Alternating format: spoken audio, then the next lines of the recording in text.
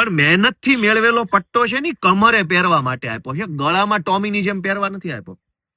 જેણે પટ્ટો ગળામાં પહેરી લીધો છે ટોમી બની ગયા છે ભાજપના, એના પટ્ટા ઉતારી લેવાના છે. કમરનો પટ્ટો કમરે પહેરો, ટાઈટ ઉભા રહો, ટટ્ટાર ઉભા રહો, કરોડરજ્જુ ઉપર ઉભા રહો, છાતી કાઢીને ઉભા રહો, સિંઘમની જેમ કામ કરો તો સેલ્યુટ છે અમારી. પણ કમરના પટ્ટા કાઢીને ટોમીની જેમ ગળામાં પહેરી લીધા હોય ને પટ્ટા બીજો છેડો હર્ષસંઘવીના હાથમાં આપ્યો હોય તો પટ્ટા ઉતરશે, એમાં કઈ ખોટું નથી. ગરીબ માણસ આજે દારૂડિયાઓની વિરુદ્ધમાં એફઆઈઆર નથી લખાવી શકતો, અને જગદીશ મહેતા ઉપર 1 એફઆઈઆર 2 એફઆઈઆર 5 એફઆઈઆર ફટાફટ. તો કમરનો પટ્ટો ગળા ઉપર પહેર્યો હોય ને ટોમી થઈ ગયા હોય ત્યારે જ આવી એફઆઈઆરો લખાય. અને જે ટોમી બની ગયા એના પટ્ટા તો ઉતારવાના છે, કેમ નથી ઉતારવાના? અને જેને ઈમાનદાર છે, જેને કમરનો પટ્ટો કમર ઉપર પહેર્યો છે, એને સેલ્યુટ છે, કડક સેલ્યુટ, કોઈ ટેન્શન નથી. જગદીશભાઈ જેવા અનેક એવા માણસો છે જેને દબાવવાની કોશિશ થઈ રહી. શું કામ?